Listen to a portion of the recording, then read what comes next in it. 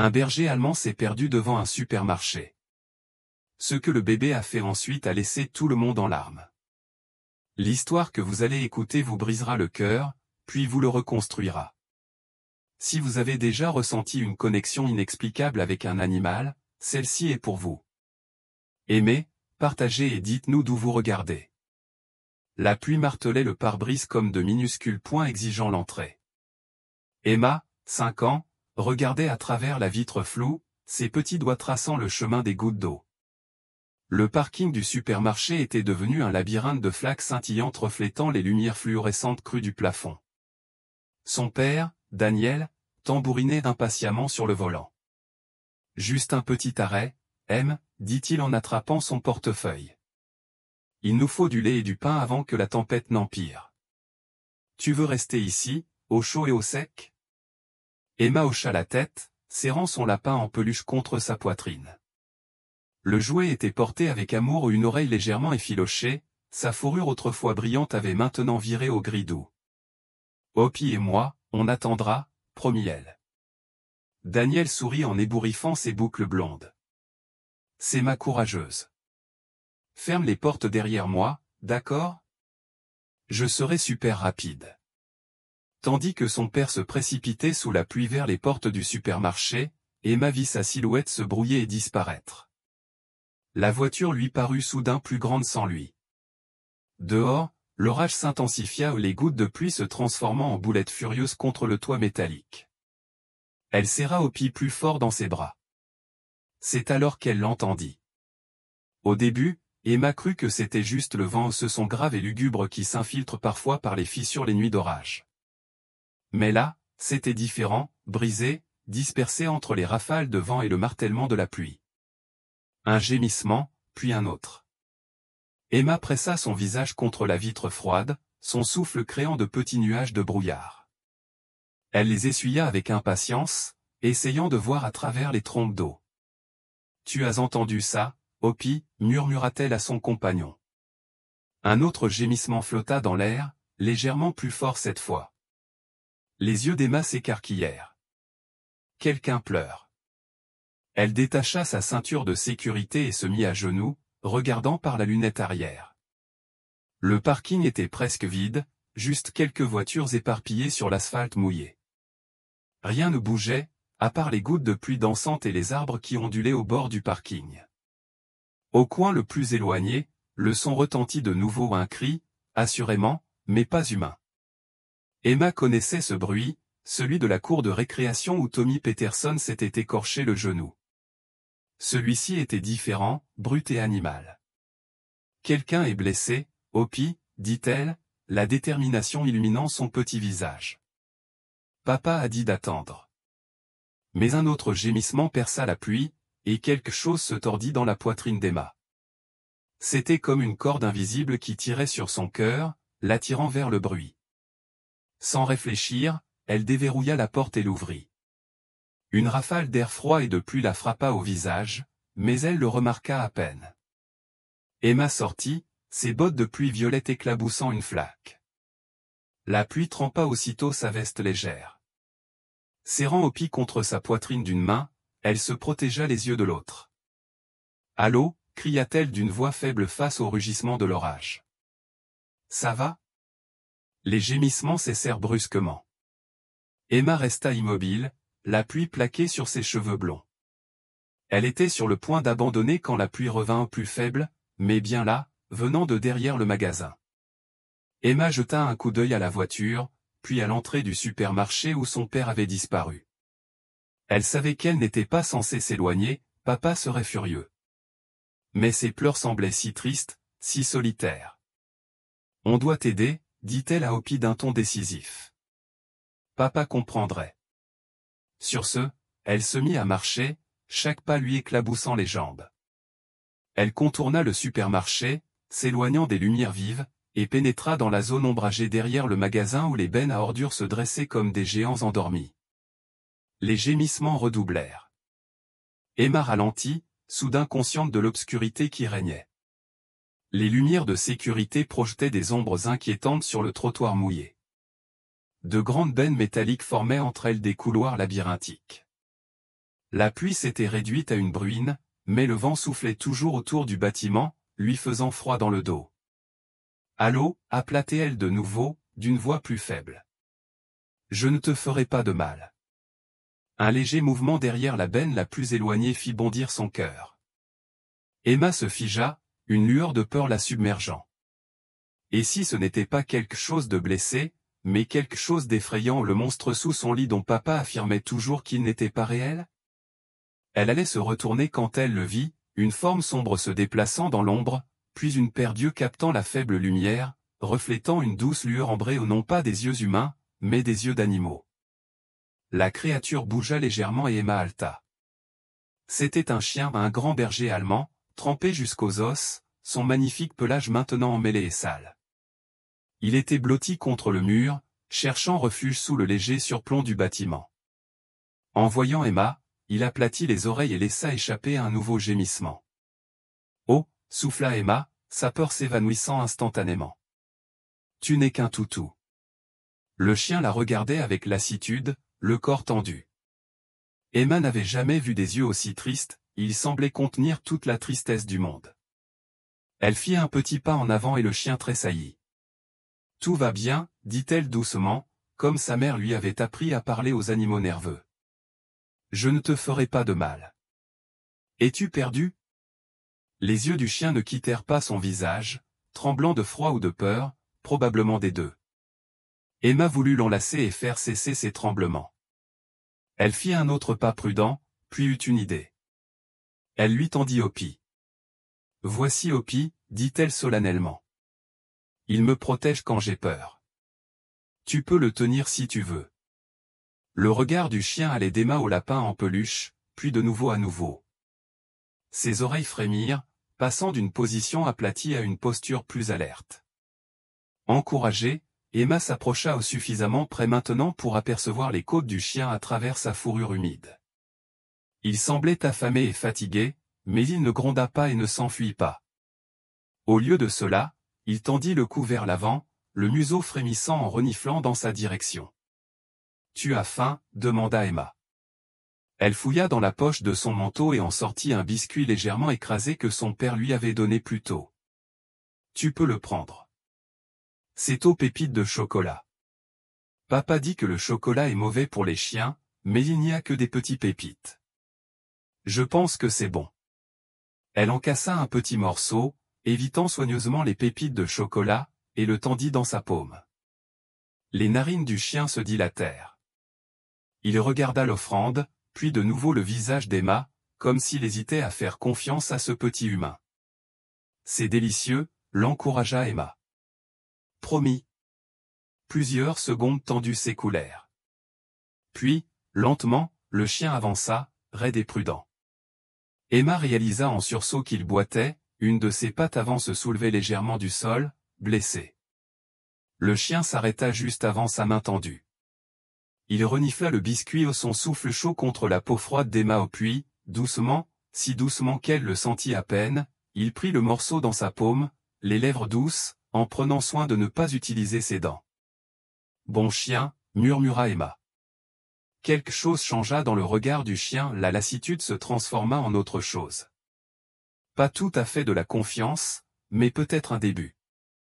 Emma sourit, et, miracle des miracles, la queue du chien remua un léger mouvement hésitant, un pendule d'espoir.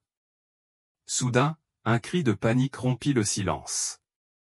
Le chien recula aussitôt en aboyant, reculant avec un gémissement de surprise. Emma se retourna et vit son père courir vers elle, le visage imprégné de peur et de colère. « Emma » appela Daniel. « Qu'est-ce que tu fais là ?» Elle cligna des yeux sous la pluie. « Papa, Daniel » dit-elle. « J'ai trouvé une. »« Quoi ?»« Non, Grace Wilson. » Lança-t-il sèchement en s'agenouillant à sa hauteur, les doigts enfoncés dans ses épaules pour la scruter à la recherche de blessures. « Je suis revenu à la voiture et tu étais parti. Tu as une idée. » Sa voix se brisa. « Tu ne peux pas disparaître comme ça. »« Mais papa, j'ai entendu. » Elle marqua une pause. « Pas de mégot. On ne laisse jamais la voiture seule. Jamais. Tu me comprends? Daniel tremblait et Emma comprit que ce n'était pas de froid, mais de peur. Je suis désolée, murmura-t-elle, les larmes aux yeux. Mais le chien. Quel chien? Daniel regarda derrière elle, puis remarqua le berger allemand recroquevillé près de la benne. Il relâcha légèrement son étreinte sur Emma. Mais qu'est-ce que c'est que ce truc? Il pleurait, dit Emma avec sérieux, en essuyant ses larmes. Je l'ai entendu depuis la voiture. Il est blessé, effrayé et tout seul. Daniel fixait le chien, ses mêmes yeux ambrés et tristes croisant les siens. L'animal était visiblement terrifié, mais il ne s'était pas enfui malgré les cris de Daniel. Il restait là, tremblant, les regardant avec ce qui ressemblait presque à de l'espoir. Daniel soupira, sa colère retombant. « Oh, Emma !» dit-il. « Tu m'as fait une peur bleue. »« Je suis désolé, » répéta-t-elle. Mais il avait besoin d'aide. Sa voix se réduisit à un murmure. « Il m'appelait, papa. » Daniel lui lança un regard étrange. « T'appeler, qu'est-ce que tu veux dire ?» Emma chercha ses mots. « Dans ma tête, comme quand tu me trouves. » Le plateau tomba au sol avec fracas, la nourriture se répandant sur le béton. L'homme hurla, la main tendue vers le pistolet à sa ceinture. Mais Hunter avait été entraîné à vivre des moments pareils, il ne lâcha pas prise. De l'autre côté de la ville, Jacques se tenait dans sa cuisine, les yeux fixés sur la bouteille de whisky cassée par terre, la laisse qui lui pendait à la main et la porte ouverte où Hunter avait disparu.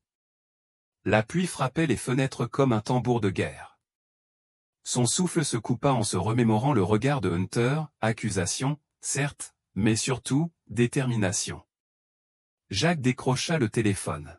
« Agent Reynolds, » dit-il dès qu'elle répondit. Il est parti. Dans le bunker, le chaos s'installa. Le garde tituba en arrière et heurta le mur en tentant de repousser Hunter. De nouveaux cris résonnèrent dans le couloir. Emma profita de cette distraction pour sortir de sa chambre, pieds nus et tremblante. « Par ici » murmura-t-elle, conduisant Hunter vers la réserve dont elle se souvenait de son premier jour de captivité. À l'intérieur se trouvait une étroite fenêtre, à près de 2 mètres du sol. Hunter s'arrêta en dessous. « Tu veux que je grimpe sur toi ?» Le chien resta parfaitement immobile. Emma grimpa sur son dos, s'aidant de ses épaules, et se rapprocha de la minuscule fenêtre. Ses doigts trouvèrent le loquet, il s'ouvrit en grinçant. L'air frais s'engouffra. Elle se faufila par l'ouverture et se laissa tomber dans l'herbe haute, le cœur battant la chamade. « Viens, Hunter. » Mais le berger resta en arrière. La fenêtre était trop petite pour sa forte carrure. Hunter aboya une fois, doucement, instamment. « Ils vont t'attraper, » dit Emma, les larmes aux yeux. Hunter aboya de nouveau, puis se retourna pour faire face aux cris qui résonnaient dans le couloir. Il allait lui faire gagner du temps. Emma courut. Elle ne se retourna pas. Elle ne ralentit pas jusqu'à ce qu'elle entende son nom. Emma. Elle se figea. Cette voix. Elle se retourna. Le docteur Sarah Andrew, la vétérinaire bien-aimée d'Oakidge, est sortie des arbres, toujours vêtue de sa blouse de laboratoire, son sac vétérinaire en bandoulière. Docteur Andrew, haleta Emma. Hunter m'a trouvé. Il est toujours là. Ils vont lui faire du mal. Le docteur Andrew leva la main. Tout va bien, ma chérie. Tu es en sécurité maintenant. Elle s'agenouilla et commença à fouiller dans son sac. Tu es blessé? Non, mais Hunter, laisse-moi juste t'examiner, d'accord? Le sourire d'Emma n'atteignit pas ses yeux. Puis elle le sentit. Eau de Cologne? La même eau de Cologne? Elle recula. Tu sens comme eux. Andrew se figea. Que as-tu dit? Tu es l'un d'eux. Les oreilles de Hunter bourdonnèrent lorsqu'un autre coup de feu résonna dans le bunker. Son épaule le brûlait, mais il était toujours debout. Il les avait attirés. Mais maintenant, dehors, Emma était seule avec le docteur Andrew. Juste à ce moment-là, les phares fendent les arbres. Emma. Jack Mitchell, trempé jusqu'aux os, sprint dans la boue, une arme à la main. Derrière lui, l'agent Reynolds et 2 agents du FBI émergent. « Hunter m'a trouvé », s'écria Emma. « Il est toujours à l'intérieur. » Reynolds n'hésita pas. Elle leva son arme de poing et la pointa directement sur le docteur Andrew. Main en l'air. Mais c'était trop tard. Andrew avait déjà fouillé dans son sac. Hunter jaillit de la cime des arbres, s'écrasant sur elle comme un météore. La seringue lui échappa des mains. Elle heurta violemment le sol. De retour en ville, la nouvelle se répandit rapidement. Le bureau du shérif d'Oakidge organisa une opération d'infiltration contre le bunker. Des dizaines d'agents ratissèrent la forêt. À l'intérieur, ils découvrirent les preuves d'un réseau de trafic bien organisé. Mais Blackwood, le philanthrope bien-aimé et fondateur du centre de jeunesse, avait disparu. Son entourage aussi. Seuls les fantassins restèrent, ensanglantés et désorientés. Emma et Hunter furent transportés d'urgence à l'hôpital. Elle avait de légères égratignures, lui ne tenait plus qu'à un fil. La salle d'attente d'Oakidge Memorial était plongée dans le silence. Jack était assis dans un coin, des mains couvertes de sang qui n'était pas le sien. Emma dormait, recroquevillée sur le siège à côté de lui, enveloppée dans une couverture chaude. Toutes les 2 ou 3 minutes, elle s'agitait et murmurait « Hunter va bien. » « Il se bat », disait Jack. Comme toujours. Dans l'aile vétérinaire, le docteur Patel travaillait sans relâche. Les blessures de Hunter étaient graves, lésions pulmonaires, hémorragie interne, mais pourtant, il ne lâchait pas prise. « Il ne fait pas que survivre », murmura le médecin. Il choisit de survivre. Quelques heures plus tard, Emma était assise aux côtés de Hunter, caressant la fourrure de son oreille. Il sait, murmura-t-elle. Il a toujours su qui avait blessé maman. Jack la regarda. Que veux-tu dire? L'homme qui m'a emmené, portait la même eau de Cologne que l'homme venu chez nous la nuit où maman est morte. Et la même que celle du docteur Andrew. Jack sentit le fond s'effondrer. Blackwood. Il était passé par là. C'était lui que Hunter avait flairé depuis le début. L'agent Reynolds entra, le bras en écharpe. « J'ai besoin de vous parler en privé. » Jack ne voulait pas quitter Emma, mais Reynolds fit un signe de tête à une infirmière. Elle restera avec elle. Dans le couloir, Reynolds en est venu au fait. C'est plus important que prévu. Blackwood a mené cette opération sur toute la côte est, utilisant ses programmes jeunesse pour identifier et préparer les jeunes. Sarah a compris. Jack déglutit. Ma femme était journaliste d'investigation. Jack, elle n'est pas tombée dessus par hasard, elle montait un dossier. Jack fixait le vide, les pièces du puzzle se réorganisant. Elle a dit qu'elle travaillait sur quelque chose, mais ne m'a jamais dit quoi. Reynolds posa une main sur son épaule. Elle a laissé derrière elle bien plus que tu ne le penses. Plus tard dans la nuit, Emma s'endormit enfin. Jack s'assit près du lit de Hunter et murmura, « Tu essayais de la protéger cette nuit-là. » Je le sais maintenant. Hunter ne bougea pas, mais son moniteur cardiaque émettait des bips réguliers. Jack posa sa main sur le flanc du chien. « Tu n'as jamais abandonné, même quand je l'ai fait. » Le lendemain matin, Reynolds revint avec des nouvelles. « Les images de sécurité du commissariat, dit-elle. Il y a un problème avec le collier de Hunter. » Quoi? C'est plus épais qu'avant. On pense qu'il y a peut-être quelque chose à l'intérieur. Ils le sortirent du stockage. Un technicien médico-légal l'ouvrit soigneusement. À l'intérieur se trouvait une petite capsule étanche contenant une carte micro SD. Reynolds la contempla avec une révérence presque admirative. Jackpot. Tandis que les agents emmenaient les preuves dans un laboratoire sécurisé, Emma entraîna Jack dans le jardin de l'hôpital pour une courte promenade. Hunter, toujours bandé, marchait lentement à leur côté. « Il cherche quelque chose, dit soudain Emma. Tu vois comme ses oreilles bougent sans arrêt? Jacques observait. Il ne fait pas que marcher, il scrute. Emma hocha la tête.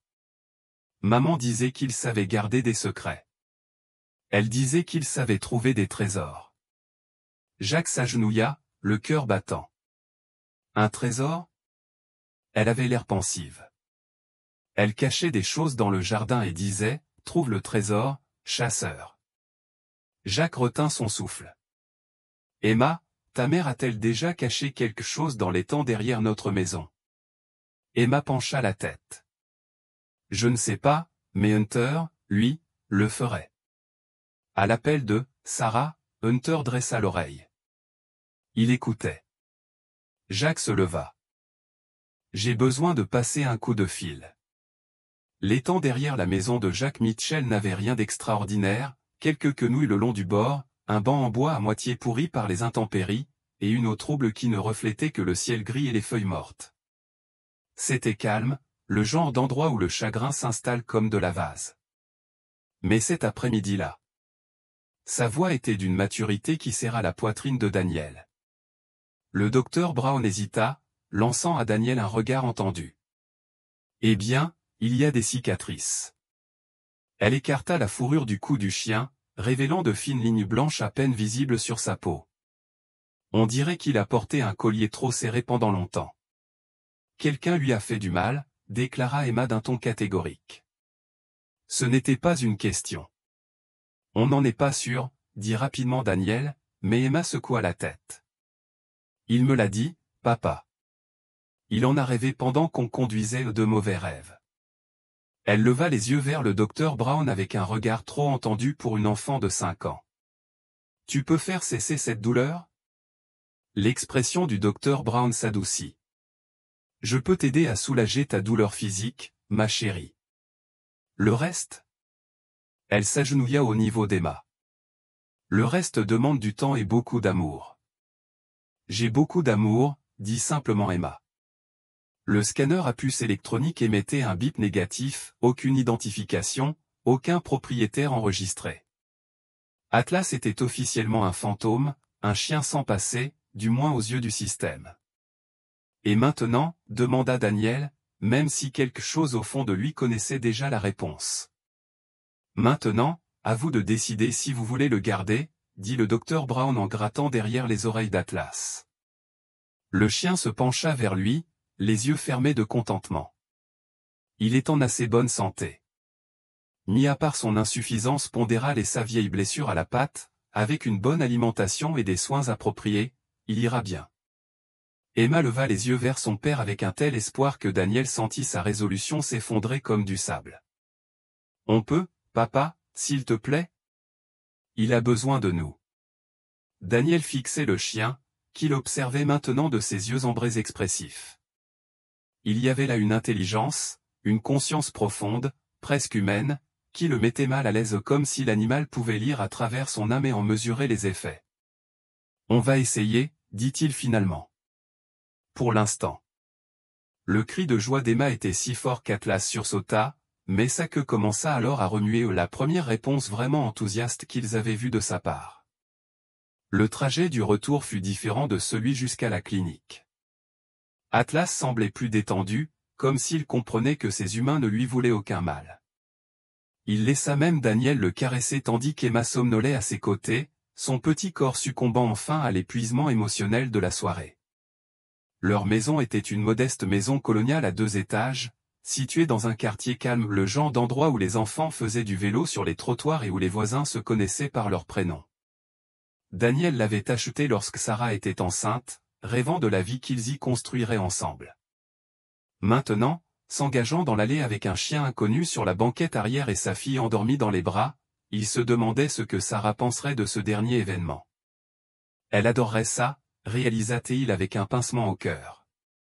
Sarah avait toujours rêvé d'avoir un chien. Faire entrer Atlas dans la maison s'avéra plus compliqué que prévu. Le chien rechignait sur les marches, soudain réticent à pénétrer dans cet espace inconnu. Il renifla l'air avec anxiété, le corps tendu par de vieilles peurs. « Tout va bien, » dit Emma d'une voix ensommeillée, prenant l'énorme tête du chien dans ses petites mains. « C'est la maison maintenant. » En sécurité. Quelque chose dans sa voix sembla l'atteindre. Atlas la regarda dans les yeux un long moment, puis gravit lentement les marches et franchit le seuil. Les heures suivantes s'écoulèrent dans un tourbillon d'activité. Daniel remplit les bols d'eau et des restes de poulet du dîner, tandis qu'Emma faisait visiter la maison à Atlas, racontant chaque pièce comme un guide touristique. Le chien la suivait fidèlement, sa boiterie était plus prononcée maintenant que l'adrénaline était retombée. « Voici le salon, où nous regardons des films », expliqua Emma d'un ton sérieux. « Et voici la cuisine, où papa fait des crêpes le dimanche. Et ici, » s'arrêta-t-elle au pied de l'escalier, levant les yeux vers le premier étage, « sont les chambres. La mienne a des étoiles phosphorescentes au plafond. » Atlas pencha la tête, écoutant son bavardage avec une fascination apparente. Lorsqu'elle s'assit sur la dernière marche, il s'installa immédiatement à côté d'elle, sa corpulence éclipsant sa petite silhouette. « Tu es fatigué ?» demanda-t-elle en passant ses doigts dans sa fourrure sèche. Elle était plus propre que lorsqu'elle était mouillée, révélant un magnifique motif noir, beige et crème. « Tu peux dormir dans ma chambre si tu veux. J'ai un très grand lit. » Daniel ouvrit la bouche pour protester où le chien était encore un inconnu mais ses mots s'éteignirent sous ses yeux. Atlas s'était serré contre Emma, la tête posée sur ses genoux, en toute confiance. Cette vision réveilla quelque chose au plus profond de la poitrine de Daniel, une reconnaissance qu'il ne parvenait pas à nommer. « Peut-être pour ce soir, » s'entendit-il dire, « mais nous devons d'abord lui donner un bon bain. » Le bain s'est transformé en véritable aventure. Atlas s'est laissé aller à l'eau chaude avec une grâce surprenante, patiemment debout dans la baignoire pendant que Daniel appliquait du shampoing sur son pelage. Emma le surveillait depuis son siège fermé, l'encourageant et le commentant. « Tu es tellement courageux, » dit-elle au chien trempé. « Papa donne de bons bains. Il fait des voix spéciales pour tous mes jouets de bain. » « Je ne fais pas de voix, » protesta Daniel, mais il souriait. « Tu fais le bruit du canard en caoutchouc comme Elvis, » gloussa Emma. Parle d'Elvis Duck à Atlas. Malgré lui, Daniel se retrouva à expliquer le concept du canard Elvis à un berger allemand qui l'écoutait avec un intérêt apparent, la tête penchée vers l'avant. L'absurdité de la situation le frappa soudain et il se mit à rire, vraiment rire pour la première fois depuis longtemps. Propre et sec, Atlas avait l'air d'un animal complètement différent. Son pelage était épais et brillant, son allure plus assurée. C'était un beau chien, réalisa Daniel, le genre d'animal qui devrait remporter des prix aux expositions canines, et non se cacher derrière des poubelles. Cette nuit-là, Emma insista pour installer un lit pour Atlas à côté du sien ou une vieille couette soigneusement disposée par terre. Daniel l'aborda et l'embrassa sur le front comme il le faisait chaque soir depuis sa naissance. « Merci de nous avoir permis de l'aider, papa, » murmura-t-elle. Il avait si peur avant, mais maintenant il sait qu'il est de retour. « Comment le sais-tu, Em ?» demanda-t-il. Elle sourit d'un air endormi. « Parce qu'il a arrêté de trembler et que ses rêves ne lui font plus peur. » Daniel jeta un coup d'œil à Atlas, déjà installé sur le lit de fortune. Le chien avait les yeux fermés, sa respiration profonde et régulière. Pour la première fois depuis qu'il l'avait trouvé, il semblait véritablement apaisé. « Dors bien, petit oiseau, » dit Daniel, utilisant l'ancien surnom que Sarah donnait à Emma. « Dors bien, papa. Dors bien, Atlas. » Daniel était à mi-chemin du couloir lorsqu'il entendit à nouveau la voix d'Emma, si faible qu'il faillit la manquer. « Ne t'inquiète pas. Le méchant ne te trouvera pas ici. » Daniel se figea, la glace lui inondant les veines. Il se retourna, mais Emma dormait déjà, sa respiration profonde et régulière. Atlas, lui, avait levé la tête et fixé Daniel droit dans les yeux, ses yeux ambrés écarquillés et alertes dans l'obscurité. Un instant, ils se regardèrent en silence, puis Atlas baissa lentement la tête sur ses pattes, mais ses yeux restèrent ouverts, observant la porte comme s'il montait la garde. Daniel se retira dans sa chambre, mais le sommeil lui échappait. Chaque grincement de la vieille maison le rendait tendu, à l'affût de bruits intempestifs. Les mots d'Emma résonnaient dans son esprit, « Le méchant ne peut pas te trouver ici. » Quel méchant ? Et comment un enfant de 5 ans pouvait-il savoir ce qui était arrivé à un chien errant? Vers minuit, il entendit le léger claquement des ongles sur le parquet. Daniel s'assit, tendant l'oreille. Les bruits se propageaient dans le couloir, s'arrêtaient en haut des escaliers, puis continuaient jusqu'au premier étage. Quelques minutes plus tard, le même schéma, mais en sens inverse. Atlas patrouillait, faisant des rondes tel un chien de garde protégeant son territoire, protégeant Emma. Cette pensée aurait dû la réconforter, mais Daniel ressentit un frisson. De quoi le chien la protégeait-il, et pourquoi avait-il l'impression de se préparer à quelque chose de précis? Le lendemain matin, le soleil apportait une illusion de normalité. Atlas semblait plus à l'aise à la lumière du jour, suivant Emma dans la cuisine tandis qu'elle aidait Daniel à préparer le petit déjeuner. L'appétit du chien était énorme, il engloutit 2 bols de croquettes et contemplait toujours leurs assiettes avec espoir. Il rattrape le temps perdu, observa Daniel en remplissant le bol d'eau pour la 3e fois. Emma hocha la tête d'un air entendu.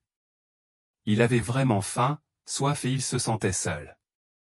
Elle marqua une pause, une cuillerée de céréales à mi-bouche. « Papa, c'est quoi un composé ?» Daniel faillit s'étouffer avec son café. « Un composé ? Où as-tu entendu ce mot ?» Atlas en a rêvé, répondit-elle, l'air troublé. Un grand endroit avec de hautes clôtures, plein de chiens et de cages. On avait tous peur, et un homme nous a fait mal quand on pleurait. Les mots d'Emma s'éteignirent tandis que Daniel la fixait, le cœur battant. Les chiens ne. Daniel commença, puis s'arrêta. La certitude dans la voix de sa fille était troublante. Tu as fait un mauvais rêve, ma chérie. C'est tout. Mais au moment même où il prononçait ces mots, le regard de Daniel se posa sur les fines cicatrices sur le cou d'Atlas que le docteur Brown lui avait signalées ou des cicatrices dues à un collier porté trop serré trop longtemps, et sur la façon dont le chien avait tressailli la veille lorsqu'une voiture avait pétaraillé sur le parking. La réaction d'un animal habitué au son dur, à la violence. Ce n'était pas mon rêve, insista Emma doucement. C'était le sien. Il me l'a montré. Avant que Daniel puisse répondre, Atlas se figea soudain. Il tourna brusquement la tête vers la vitre avant et un grognement sourd résonna dans sa poitrine, le premier son agressif qu'ils entendaient de sa part. Daniel suivit le regard du chien, mais ne vit rien d'inhabituel, juste la rue calme, quelques voisins promenant leurs chiens, le facteur faisant sa tournée. Atlas resta tendu, observant quelque chose que Daniel ne pouvait voir. Et lorsque le camion du facteur s'éloigna, le chien ne se détendit pas. Au lieu de cela, il se plaça entre Emma et la fenêtre, son langage corporel criant son mode de protection. « Qu'est-ce qu'il y a, mon garçon ?» demanda Daniel en s'approchant lui-même de la fenêtre. Garée de l'autre côté de la rue, à l'ombre d'un vieux chêne, se trouvait une berline noire, absente la veille. Les vitres étaient teintées, trop foncées pour voir à l'intérieur, et la plaque d'immatriculation était obscurcie par l'ombre. Sous le regard de Daniel, le moteur démarra et la voiture démarra, descendant lentement la rue jusqu'à disparaître au coin de la rue. Probablement rien, se dit-il. Une visite chez un voisin, peut-être quelqu'un qui faisait des courses. Mais quelque chose dans le timing ou la façon dont la voiture était partie juste au moment où Daniel l'avait remarqué lui donna la chair de poule. Atlas se détendit enfin lorsque la berline disparut, mais resta vigilant, l'oreille tendue à l'affût du moindre bruit inhabituel. Tout au long de la matinée, il se rendit périodiquement à différentes fenêtres, inspectant le périmètre tel un soldat de garde. Emma le remarqua aussi. « Il s'inquiète », dit-elle en caressant la tête du chien qui montait la garde à la fenêtre du salon. « Il n'arrête pas de penser à l'homme aux yeux froids. »« Quel homme ?» demanda Daniel. Elle haussa les épaules, mais son expression était troublée, celle des rêves d'Atlas, celle qui effrayait tous les chiens. Elle leva vers Daniel un regard trop sérieux pour son âge. « Il cherche Atlas, papa. C'est pour ça qu'on doit le protéger. » Daniel aurait voulu rejeter cela sur son imagination enfantine, mais la berline noire persistait dans son esprit et en regardant Atlas se déplacer dans la maison avec détermination, l'intelligence dans ses yeux ambrés, les cicatrices qui racontaient une histoire, Daniel commençait seulement à comprendre. Il se demanda si Emma n'en savait pas plus qu'il ne le pensait. Cet après-midi-là, pendant qu'Emma faisait la sieste, Daniel fit quelque chose qu'il n'avait pas fait depuis des années, il appela son frère Mike, un détective du département du shérif du comté. « Danny, qu'est-ce qui ne va pas ?» La voix de Mike était immédiatement alerte. « Est-ce qu'Emma va bien ?»« Elle va bien. Ça peut paraître fou, mais j'ai besoin que tu vérifies quelque chose pour moi. » Daniel expliqua comment il avait trouvé Atlas, l'état du chien et ses cicatrices, et l'insistance d'Emma sur le fait que quelqu'un le recherchait. Il omit de dire que sa fille prétendait lire les rêves du chien. Mike aurait cru qu'il avait perdu la tête. « Tu penses que ce chien pourrait être lié à quelque chose de criminel ?» demanda Mike. « Je ne sais pas, » répondit Daniel. « Peut-être qu'il y avait une voiture garée dehors ce matin et que le chien est devenu fou en la voyant, puis elle est partie quand j'ai regardé dehors. » Mike resta silencieux un instant. « Danny, il y a des rumeurs concernant un élevage illégal quelque part dans le comté où des chiens détenus dans des conditions déplorables, vendus à des arènes de combat, ou pire. Si ton chien s'est échappé d'un tel élevage, qu'est-ce que tu racontes ? » « Je dis qu'il faut être prudent, » prévint Mike. « Ceux qui dirigent ce genre d'opération n'aiment pas les détails incomplets. Un chien capable de les identifier, c'est un détail assez important. » Après avoir raccroché, Daniel se surprit à regarder Atlas d'un œil nouveau. Le chien était affalé sur le sol du salon, et Emma s'était blottie contre lui pour sa sieste. Tous deux semblaient si paisibles, si innocents. Mais si Mike avait raison. Il secoua la tête. Il exagérait probablement. Et alors s'il y avait eu une voiture dehors ? C'était une voie publique. Et les affirmations d'Emma sur les rêves du chien n'étaient que son imagination, nourrie par trop de contes de fées et de films Disney. Mais alors que l'après-midi laissait place au soir, Daniel ne parvenait pas à se défaire du sentiment d'être observé. Chaque voiture qui passait devant la maison semblait ralentir légèrement, chaque ombre dans la cour paraissait suspecte. Et Atlas, malgré son calme apparent, ne cessait de surveiller les fenêtres. À l'heure du coucher, Emma insista pour qu'Atlas dorme à nouveau dans sa chambre. Daniel ne protesta pas, avoir le gros chien à l'étage le rassurait, même s'il ne pouvait pas expliquer pourquoi. « Bonne nuit, papa » appela Emma depuis son lit. « Bonne nuit, petit oiseau. »« Bonne nuit, Atlas. » « Fais de beaux rêves ce soir, d'accord ? Essaie aussi de te souvenir des bons moments. » Daniel s'arrêta sur le seuil. Quels moments heureux. Emma dormait déjà à moitié, mais elle sourit. Quand il était petit, avant le mauvais endroit, il avait une famille qu'il aimait. Sa voix s'affaiblit, une petite fille avec des tresses qu'il appelait Héros. Le sang de Daniel se glaça. Héros pas Atlas, c'était bien ainsi qu'Emma avait décidé de l'appeler, mais Héros sonnait comme un vrai nom, un nom d'autrefois. Et si le chien se souvenait d'une famille, d'une petite fille qu'il aimait, alors qu'est-ce qui avait pu les séparer ? Daniel dormit à peine cette nuit-là. Chaque bruit semblait amplifié, le murmure du vent dans les arbres, le bourdonnement lointain de la circulation, le doux pas d'Atlas faisant sa ronde nocturne dans la maison. Vers 3 heures du matin, Daniel renonça complètement à dormir et descendit à pas feutrés faire du café. Il trouva Atlas dans le salon, assis près de la fenêtre, telle une statue. Les oreilles du chien étaient dressées vers l'avant, son corps tendu par la tension. Lorsque Daniel s'approcha, Atlas lui jeta un bref coup d'œil avant de se concentrer à nouveau sur ce qui le captivait à l'extérieur. « Qu'est-ce qu'il y a, mon garçon ?» murmura Daniel en s'approchant pour regarder par la fenêtre. La rue paraissait vide dans la faible lueur des lampadaires, rien ne bougeait, hormis le doux balancement des branches dans la brise nocturne. Mais Atlas restait vigilant, sa respiration superficielle et contrôlée. Daniel allait se détourner quand il aperçut un éclair rouge dans l'obscurité, la brève lueur d'une cigarette allumée et disparut si vite qu'il faillit la manquer. Quelqu'un se tenait dans l'ombre, entre deux maisons de l'autre côté de la rue, et observait. La glace inondait les veines de Daniel. Il attrapa son téléphone, le doigt posé sur le numéro de Mike, mais que dirait-il ? Que quelqu'un fumait une cigarette dans la rue. Que son imagination s'emballait parce que son fils de 5 ans prétendait lire les rêves des chiens. la lueur rouge. Réapparu, plus proche cette fois, son auteur s'était déplacé pour mieux voir la maison de Daniel. Le grognement d'Atlas était si faible qu'il était presque inaudible, mais Daniel le sentit vibrer dans la poitrine du chien. Puis les phares balayèrent la rue tandis qu'un camion de livraison nocturne passait en grondant.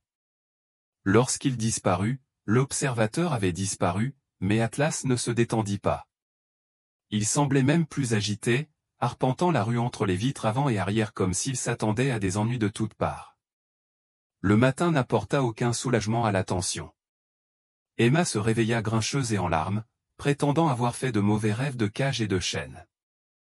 Atlas resta près d'elle, son instinct protecteur visiblement stimulé par quelque chose que seul lui et Emma semblaient comprendre.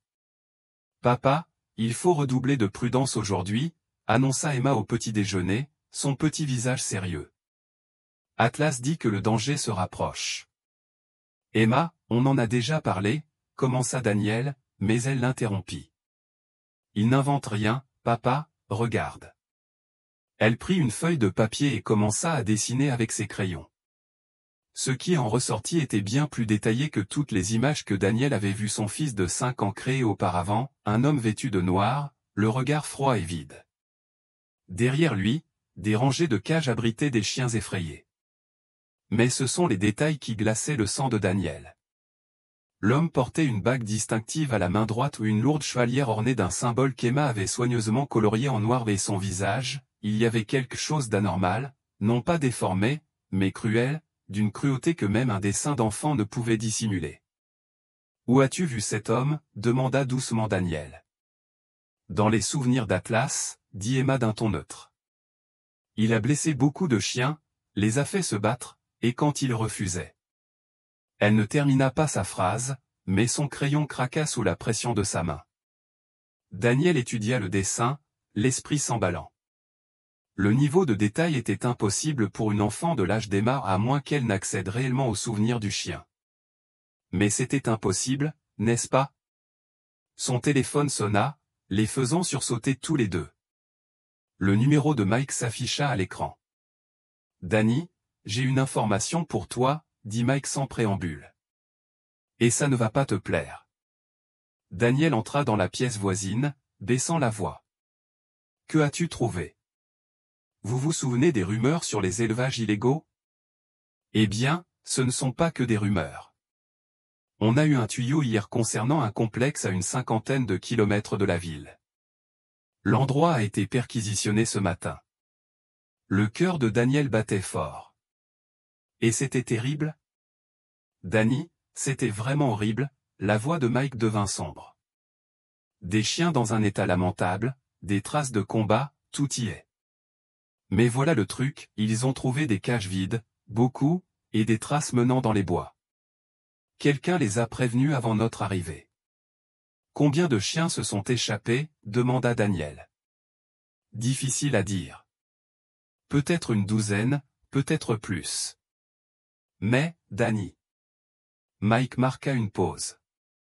Le type qui dirigeait cet endroit, Marcus Vega, a la réputation de ne rien lâcher.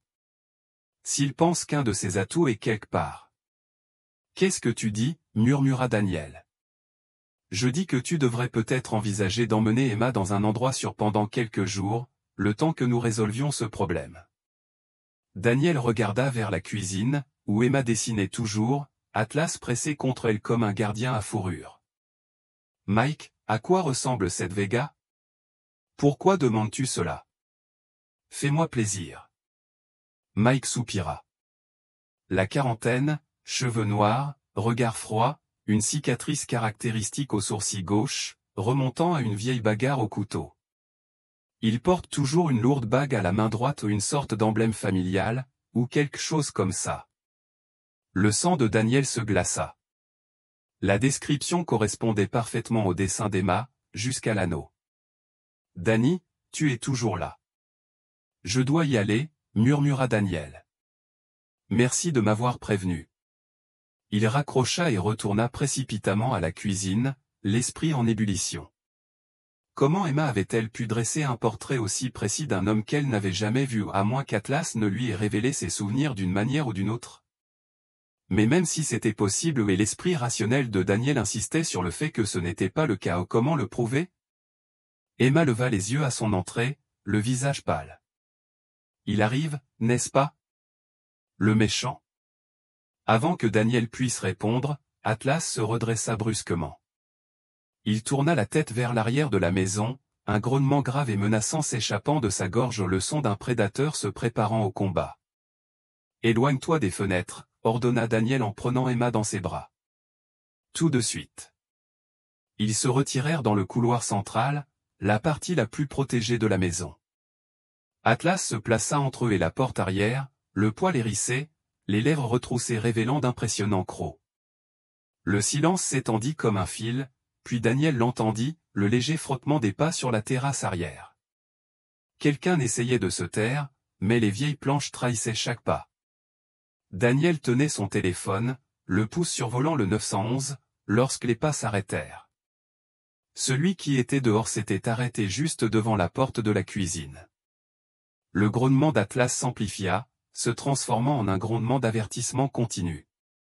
Emma enfouit son visage dans le cou de Daniel, mais elle ne pleurait pas. Au lieu de cela, elle murmura quelque chose qui fit frissonner Daniel, « Il veut récupérer Atlas. Il dit qu'Atlas lui appartient. » Emma, quoi, commença Daniel, mais avant qu'il puisse terminer, la porte de la cuisine explosa vers l'intérieur. Deux hommes franchirent la porte brisée avec l'efficacité éprouvée de professionnels. Le premier était jeune et nerveux, les bras couverts de tatouages de prison. Mais ce fut le second qui fit s'arrêter le cœur de Daniel, il ressemblait comme deux gouttes d'eau au dessin d'Emma, yeux froids, bouche cruelle, son anneau lourd qui reflétait la lumière. « Doucement maintenant, » dit Vega, sa voix douce comme de la soie. « Soie est 2 fois plus dangereux. Personne ne doit être blessé, je veux juste récupérer mes biens. » Atlas s'élança en avant avec un rugissement de fureur qui fit trembler la maison, mais le jeune homme était prêt, il sortit un pistolet tranquillisant de sa veste et tira d'un mouvement fluide. La fléchette toucha Atlas à l'épaule, et le gros chien trébucha, sa charge se transformant en une attaque maladroite. « Non » hurla Emma en se débattant dans les bras de Daniel. « Ne lui fais pas de mal. » Le regard froid de Vega se fixa sur elle, et quelque chose vacilla dans ses yeux morts. Reconnaissance ou calcul, Daniel ne pouvait le dire mais cela lui fit ramper la peau. « Tiens, tiens, » murmura Vega. « La petite fille qui parle au chien. J'ai entendu parler de toi. » « Tu n'as rien entendu, » gronda Daniel en reculant vers l'avant de la maison. « Sors de chez moi. »« Ta maison » s'exclama Vega en riant, comme du verre brisé. « Tu abrites des biens volés, mon ami. Ce chien vaut plus que tout le quartier. » Atlas luttait contre le tranquillisant, titubant sur ses pieds, mais s'efforçant toujours de protéger Emma. Sa détermination était plus forte que la drogue. « Ce n'est pas une propriété, » dit Emma d'une voix faible mais féroce. « C'est un membre de la famille. » Famille. Vega s'approcha, et Daniel vit la folie qui se cachait derrière sa façade calculée. « Cet animal est un tueur, ma petite, une arme. J'ai passé des mois à le dresser. Il a tué d'autres chiens, les a déchiquetés pour le plaisir de mes clients. »« Tu mens » hurla Emma. « Atlas ne ferait jamais de mal à personne. Tu lui as fait faire des bêtises, mais ce n'est pas lui. » Les yeux de Vega se plissèrent. « Et comment le sais-tu ? » Parce qu'il me l'a dit, dit simplement Emma. Il m'a parlé de la petite fille aux tresses qu'il aimait, de la façon dont tu l'as volée dans son jardin et amenée dans un mauvais endroit, de la façon dont tu as essayé de le rendre méchant mais il se souvenait d'avoir été bon. Le silence qui suivit fut assourdissant. Vega fixa Emma avec une expression proche du choc, tandis que son compagnon s'agitait nerveusement. « Patron, » murmura le jeune homme, « on devrait juste prendre le chien et partir. » Mais Vega leva la main, toute son attention fixée sur Emma.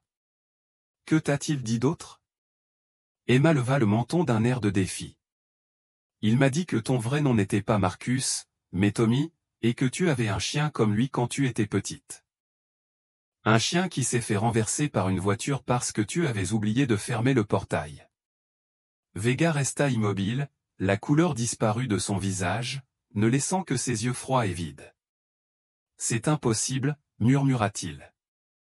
Il a dit qu'il s'appelait Sergent, poursuivit Emma d'une voix de plus en plus forte, et quand il est mort, tu as pleuré pendant 3 jours. Mais ensuite, tu as décidé de ne plus jamais aimer, parce que l'amour fait trop mal. Tais-toi, la voix de Vega était à peine humaine maintenant. Atlas est désolé pour toi, dit doucement Emma. Il sait que tu as juste peur et que tu souffres intérieurement, mais ça ne justifie pas de faire du mal aux autres. Vega sortit un pistolet de sa veste, la main tremblante de rage. J'ai dit, tais-toi. C'est alors qu'Atlas passa à l'action. Malgré le tranquillisant qui lui parcourait l'organisme, le gros chien se jeta en avant, non pas sur Vega, mais sur son compagnon. Le jeune homme hurla tandis que le poids d'Atlas le renversait, le pistolet tranquillisant volant à travers la pièce. « Cours !» cria Daniel en portant Emma vers la porte d'entrée. « Appelez les secours !» Mais Vega était déjà en mouvement, étonnamment rapide pour un homme de son âge. Il surprit Daniel sur le seuil, l'arme plaquée contre sa tempe. « Personne n'appelle personne », grogna Vega. « Ce chien en sait trop, et apparemment ta petite fille bizarre aussi. »« Ce n'est qu'une enfant, » supplia Daniel. « Elle ne comprend pas ce qu'elle dit. »« Oh, mais elle le sait. » Le regard de Vega était désormais hagard, le masque de civilisation complètement disparu. « Pas vrai, petite fille ? Tu entends vraiment ce qu'il pense, n'est-ce pas ?» Emma hocha la tête, les larmes aux yeux. Il pense à la petite fille aux tresses. Elle s'appelait Sophie. Elle avait les yeux marrons et adorait tresser des pissenlits dans sa fourrure. Vega fit un bruit d'animal blessé. Arrêtez. Elle l'a cherché pendant des semaines après que vous l'ayez emmenée, a fait des affiches avec sa photo, a marché dans le quartier en l'appelant par son nom. La voix d'Emma était douce, pleine de compassion. Elle n'a jamais cessé de l'aimer. J'ai dit, stop. Vega leva l'arme et la pointa directement sur Emma. C'est alors que la porte d'entrée s'est ouverte brutalement et que les policiers ont envahi la pièce, arme au poing. La voix de Mike a tranché le chaos, lâchez votre arme, tout de suite. Mais Vega avait perdu la raison, son doigt se crispant sur la gâchette. Daniel ferma les yeux, attirant Emma contre lui, se préparant au pire. Le coup de feu résonna d'une voix assourdissante dans l'espace confiné, mais lorsque Daniel ouvrit les yeux, Vega était au sol, l'épaule serrée, le sang coulant entre ses doigts. Atlas se tenait au-dessus de lui, le tranquillisant faisant enfin effet, mais encore suffisamment conscient pour avoir écarté l'arme au moment crucial. « Bon garçon », murmura Emma tandis qu'Atlas s'effondrait à côté d'elle, les yeux déjà fermés.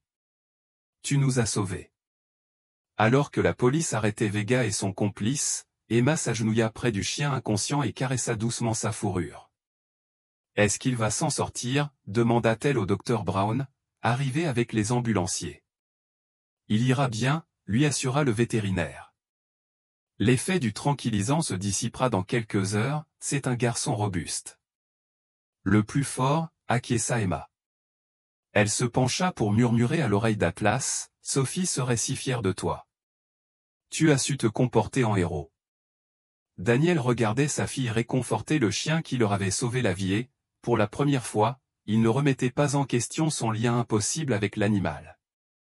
Il réalisa que certaines choses n'avaient pas besoin d'explication, juste d'acceptation. Plus tard, une fois le chaos apaisé et Atlas de nouveau réveillé, Mike prit Daniel à part. « Comment savait-elle tout ça sur Vega ?» demanda-t-il doucement. « Son enfance, son vrai nom, tout ça ?» Daniel regarda Emma, blottie sur le canapé avec Atlas, tous deux enfin en paix. « Me croirais-tu si je te le disais ?» Mike suivit son regard, observant la petite fille et le gros chien qui semblaient se comprendre parfaitement. « Après ce que j'ai vu aujourd'hui, dit-il lentement, je pourrais croire n'importe quoi. » À la tombée de la nuit, Daniel borda Emma dans son lit, Atlas reprenant une fois de plus sa position de gardien sur le lit de fortune à côté d'elle. « Papa, » dit Emma d'une voix endormie, « Atlas veut savoir si on peut aller voir Sophie un jour. Elle habite dans la ville voisine, et il lui manque encore. » Daniel sourit, n'étant plus surpris par l'impossible savoir de sa fille.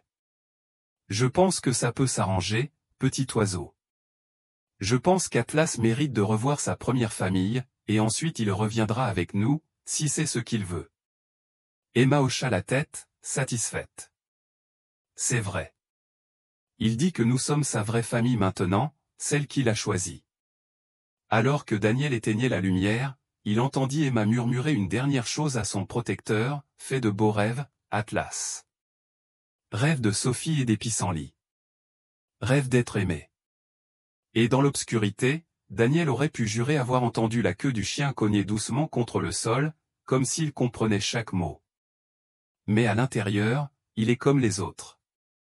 L'homme frappa à nouveau, sa voix étouffée mais audible à travers la porte. « Monsieur Wilson, je suis le docteur Richard Steinberg.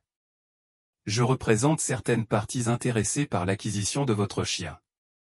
J'aimerais discuter d'une proposition commerciale. » Le sang de Daniel se glaça. Les paroles polies, le ton professionnel ne pouvaient masquer la menace sous-jacente. Ce n'était pas une visite de courtoisie. « On n'est pas intéressé, » cria Daniel à travers la porte. « Le chien n'est pas à vendre. »« Je pense que vous trouverez mon offre très généreuse, » répondit doucement le docteur Steinberg. « On pourrait peut-être en discuter en personne. Je vous assure que je ne suis pas là pour vous causer des ennuis. » Le grognement d'Atlas s'intensifia, devenant un grondement continu d'avertissement. Emma serrait la fourrure du chien, le visage pâle de peur. « Il ment, papa, » murmura-t-elle. Atlas sent sa méchanceté, et d'autres l'attendent. D'autres? Daniel s'approcha de la fenêtre, scrutant attentivement le bord du rideau. Effectivement, il voyait au moins 2 autres hommes postés au coin de sa propriété. Il s'efforçait d'avoir l'air décontracté l'un lisant le journal, l'autre consultant son téléphone mais leur position était trop stratégique pour être une coïncidence. « Monsieur Wilson, » répéta le docteur Steinberg, « je crains de devoir insister pour que nous discutions. Voyez-vous, vous êtes en possession de biens appartenant à mes clients. Ils sont très impatients de les récupérer. » « C'est un être vivant, pas une propriété, » lança Daniel avec colère. « Juridiquement parlant, tu as tort. L'animal en question a été élevé et dressé par un établissement agréé. Bien qu'il y ait eu quelques irrégularités dans le fonctionnement de cet établissement, les documents de propriété sont très clairs. » La voix de Steinberg restait d'un calme exaspérant. « Vega est en prison, » rétorqua Daniel, « son entreprise est fermée. Monsieur Vega n'était qu'un simple entrepreneur. » Steinberg a expliqué, « Les véritables propriétaires de ces actions sont toujours en liberté et ils sont prêts à vous rémunérer généreusement pour le retour sur investissement. » L'esprit de Daniel s'emballa. Si Vega avait travaillé pour quelqu'un d'autre ou quelqu'un disposant de suffisamment de ressources pour engager des avocats et envoyer des équipes, alors l'affaire était loin d'être terminée. Il n'avait pas affaire à un seul criminel, mais à une organisation entière. « De combien parlons-nous » appela Daniel, cherchant à gagner du temps et à prendre son téléphone. « 100 000 $, répondit Steinberg sans hésiter. « En liquide, impossible à retrouver. Il vous suffit de vous absenter 1 heure. À votre retour, le chien aura disparu et vous serez considérablement plus riche. » Emma halta et Atlas se serra contre elle, sentant sa détresse. Les yeux de la petite fille s'écarquillèrent de terreur. « Ils veulent lui faire du mal, papa, » murmura-t-elle. « Pas seulement l'utiliser pour se battre. Ils veulent l'étudier parce qu'il est capable de choses spéciales. » « Quelle particularité ?» demanda Daniel, même s'il commençait à comprendre. « Il peut parler aux gens dans leur tête, comme il me parle. Ils veulent comprendre comment il fait et ensuite créer plus de chiens comme lui. » La voix d'Emma se brisa. « Mais étudier lui ferait du mal, peut-être même le tuerait. » Daniel se sentait mal. Si Emma avait raison et son passé était d'une exactitude troublante, alors ces gens n'étaient pas seulement des criminels. C'étaient des monstres prêts à torturer un animal innocent pour le profit. « Monsieur Wilson » la patience de Steinberg commençait visiblement à s'épuiser. « J'ai besoin d'une réponse. »« Va te faire foutre » grogna Daniel en composant le numéro de Mike sur son téléphone. La réponse fut immédiate, Daniel entendit un sifflement strident, et soudain, les hommes au coin de sa propriété se mirent en mouvement, ils ne couraient pas, mais marchaient résolument vers la maison. « C'est très décevant », a déclaré Steinberg avec tristesse. « J'espérais que nous pourrions résoudre ce problème à l'amiable. » L'appel de Daniel est tombé directement sur la messagerie vocale.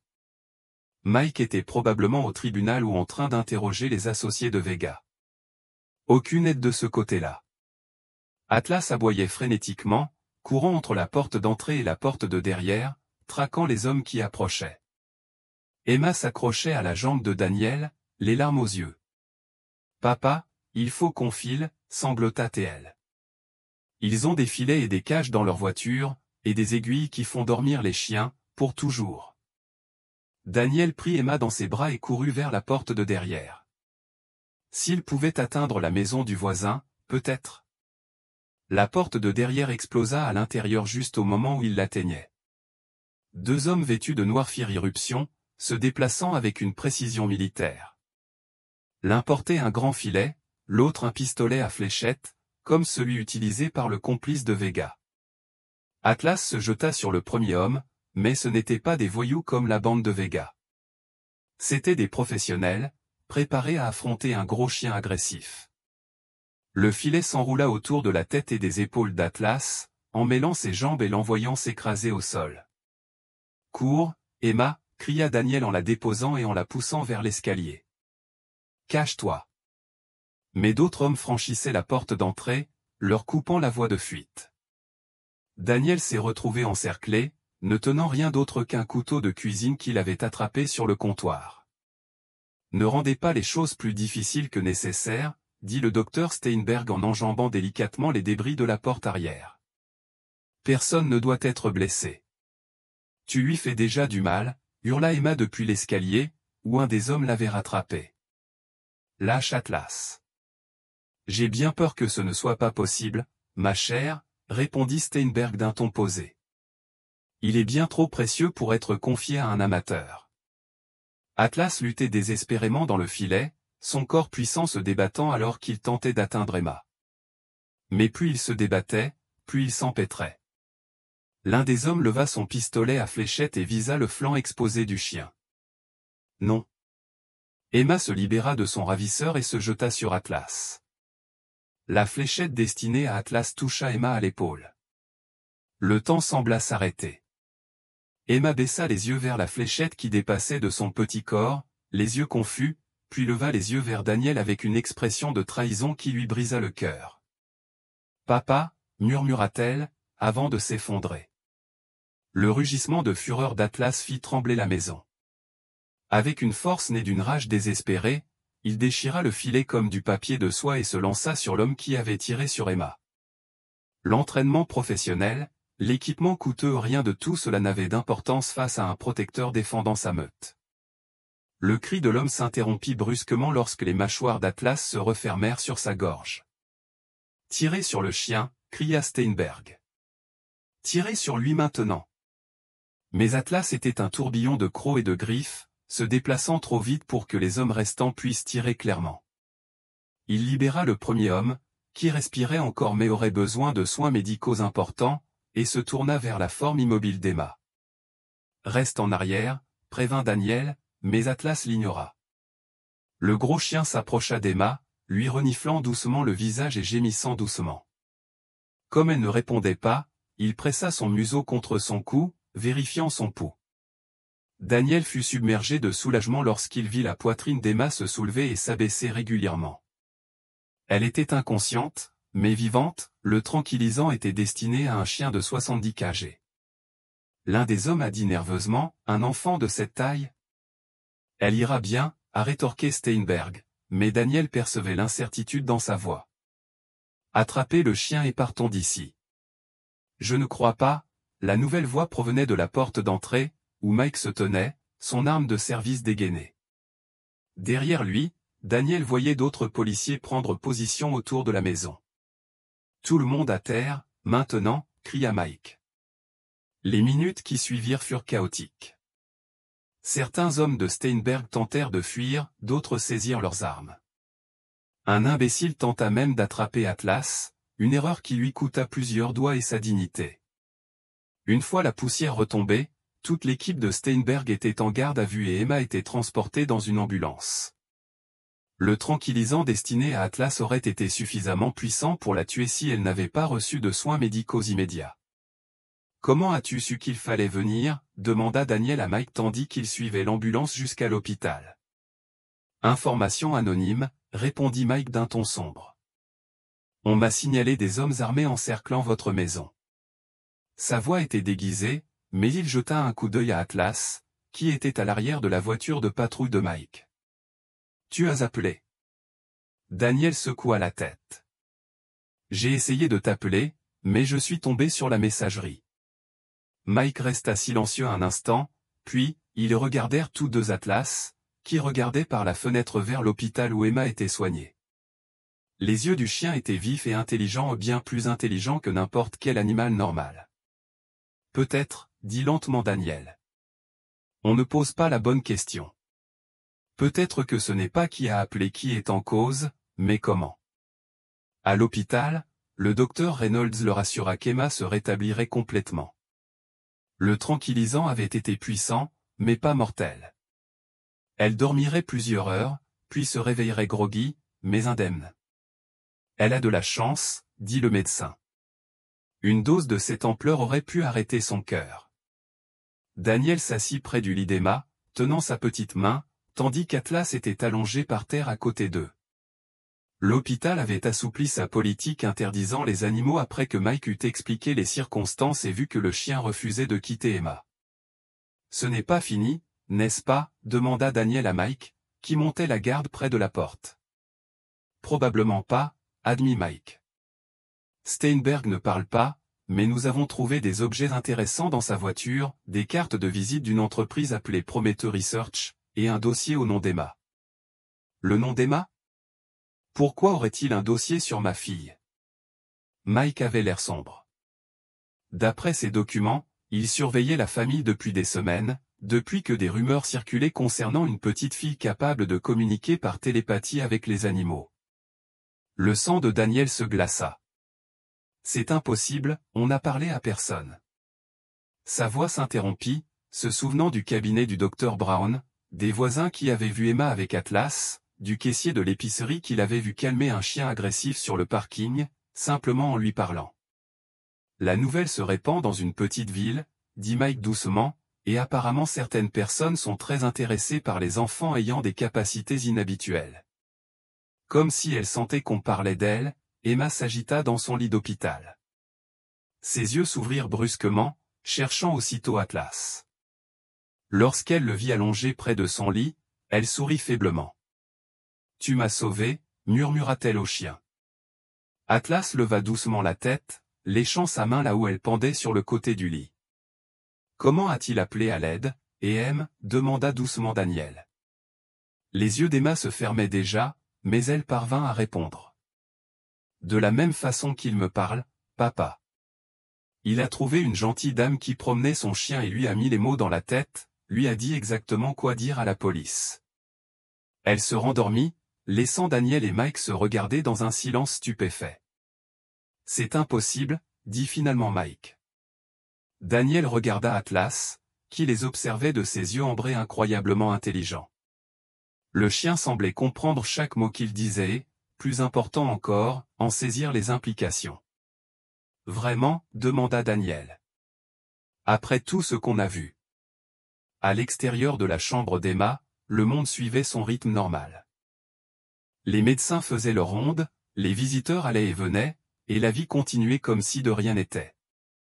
Mais Daniel savait que rien ne serait plus jamais normal. Ils étaient devenus les gardiens de quelque chose d'inédit, un chien aux pouvoirs insoupçonnés, et une petite fille capable de percer des secrets pour lesquels certains tueraient. Et quelque part, ces gens préparaient leur prochain coup. Le plan s'est mis en place plus vite que Daniel ne l'avait prévu. Quelques heures après la sortie d'Emma de l'hôpital, Mike avait organisé leur disparition au pas définitivement, juste le temps que le FBI démantèle le réseau qui avait ciblé sa famille.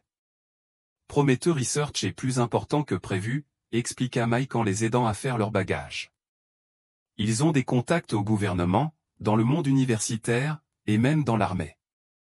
Mais ils ont aussi commis une erreur en s'en prenant à la famille d'un policier.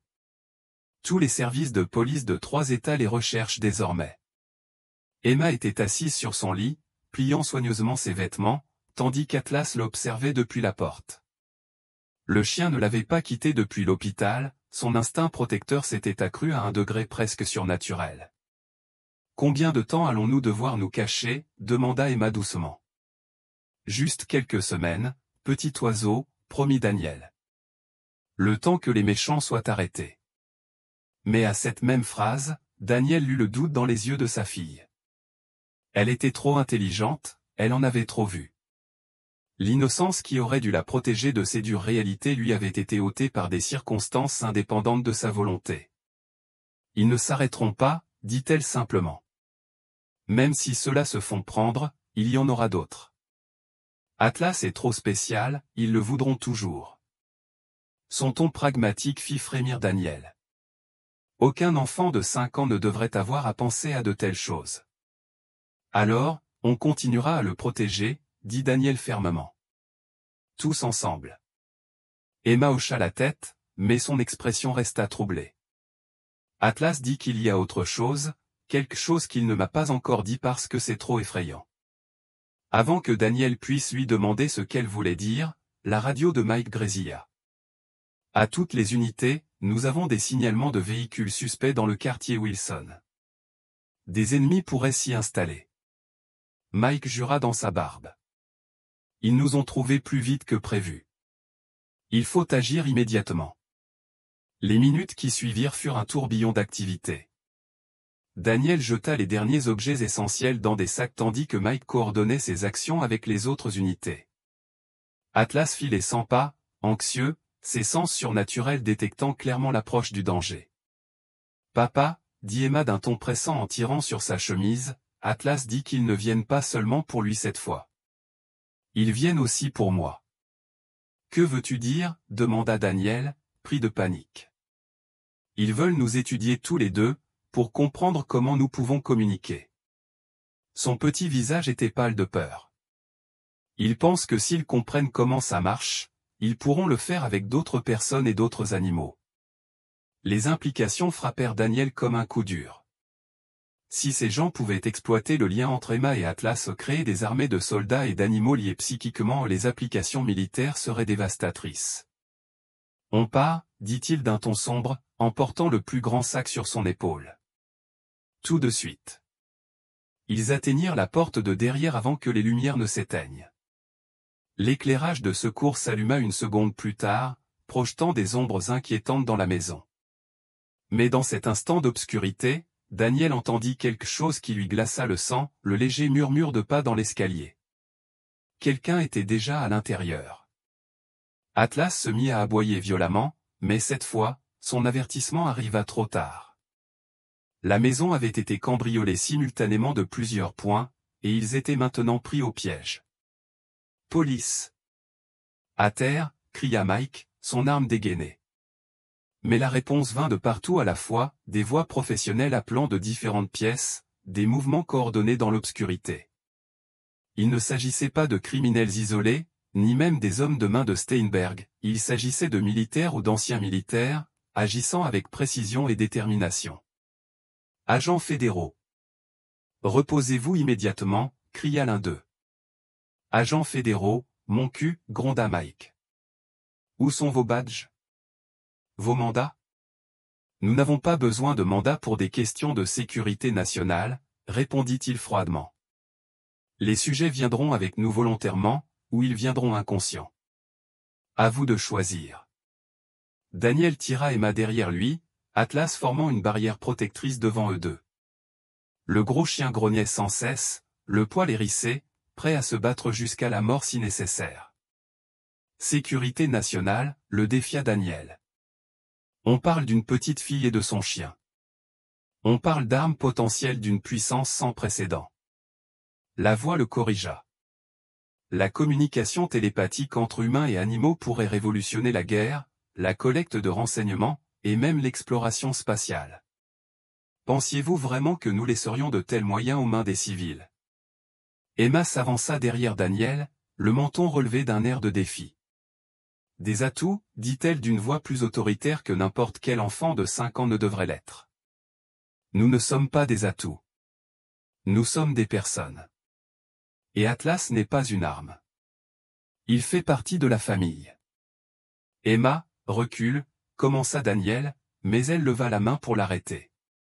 Tout va bien, papa, dit-elle calmement. Atlas a un plan. Avant que quiconque puisse réagir, Emma posa sa main sur la tête d'Atlas et ferma les yeux un instant. Rien ne se passa.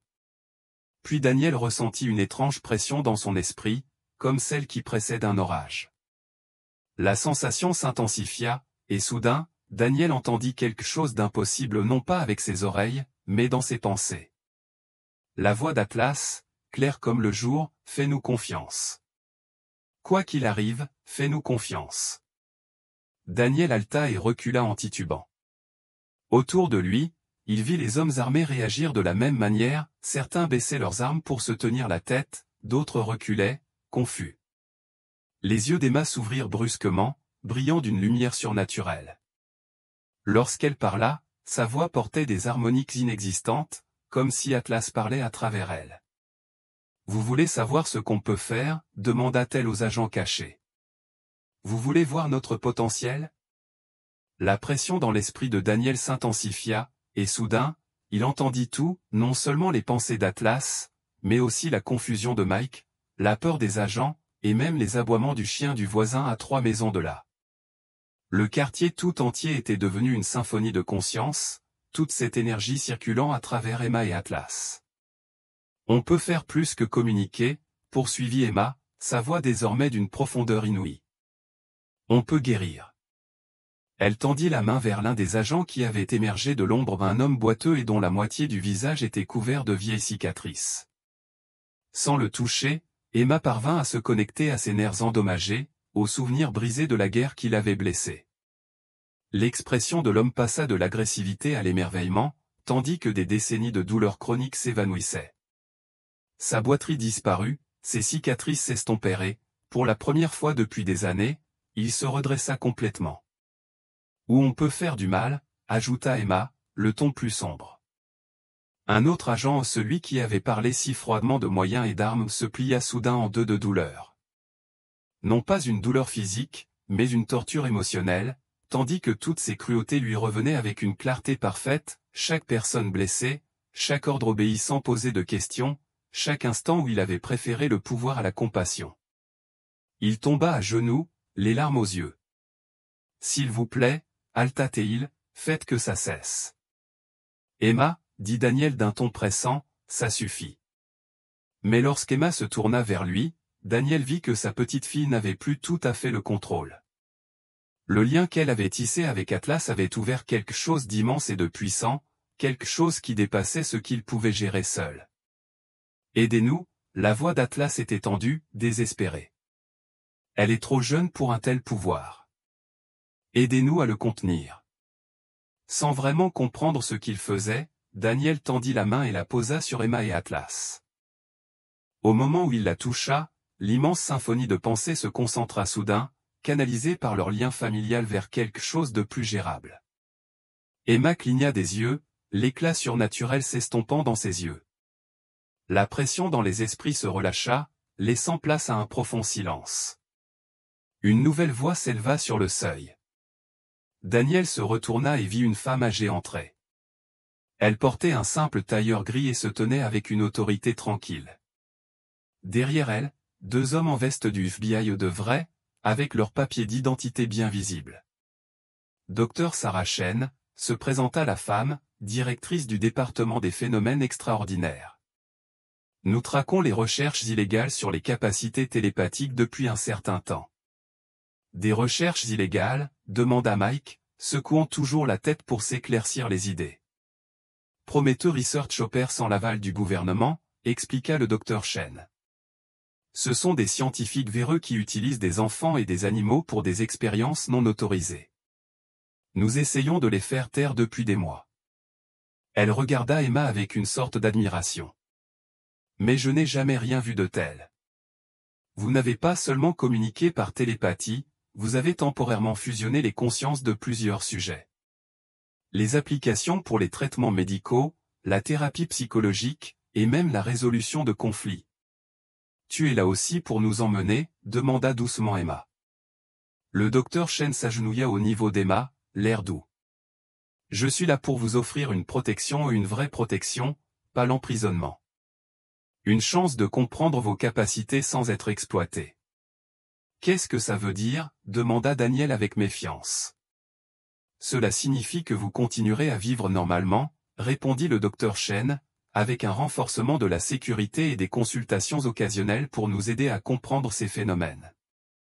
Mais pas d'expérience, pas de recherche sur les armes, pas de traitement comme des cobayes. Emma regarda Atlas, et Daniel put presque percevoir la communication silencieuse entre eux. Finalement, elle hocha la tête. Atlas dit que tu dis la vérité, annonça TL. Et que tu as perdu un être cher à cause de personnes mauvaises comme celles qui lui ont fait du mal. Le sang-froid du docteur Chen se brisa légèrement. Mon petit-fils, dit-elle doucement, a montré des signes de capacités inhabituelles à votre âge. Promettez la enlever avant qu'on comprenne ce qu'il faisait. Sa voix se durcit. C'est pourquoi je me suis donné pour mission de les arrêter. Tu l'as trouvé, demanda Emma avec un espoir déchirant. Nous cherchons toujours, répondit le docteur Chen. Mais ce que vous nous avez montré aujourd'hui me donne l'espoir que nous pourrons l'aider le moment venu. Au cours de l'heure qui suivit, Daniel en apprit plus sur le monde caché des capacités extraordinaires qu'il n'en avait jamais imaginées. Partout dans le monde, des enfants manifestaient des talents inexplicables, télépathie, précognition, et même une manipulation limitée de la réalité. La plupart étaient discrètement recrutés par des agences gouvernementales ou volés par des organisations criminelles. Emma et Atlas représentent quelque chose d'unique, expliqua le docteur Chen, un véritable lien télépathique interespèces. Si nous parvenions à comprendre son fonctionnement, nous pourrions peut-être aider d'autres enfants surdoués à trouver des liens similaires. Imaginez les applications possibles pour la thérapie de l'autisme, le traitement du syndrome de stress post-traumatique, et même la conservation de la faune sauvage. Et les applications militaires, demanda Daniel d'un ton appuyé. Le docteur Chen s'assombrit. Ils seront classifiés et fortement restreints. J'ai vu ce qui se passe quand de telles capacités sont transformées en armes, le coût est toujours trop élevé. Alors que le soleil commençait à se coucher, la crise immédiate était passée. Les agents de Prometheus Research étaient en détention, leur réseau exposé et en ruine sous l'enquête fédérale.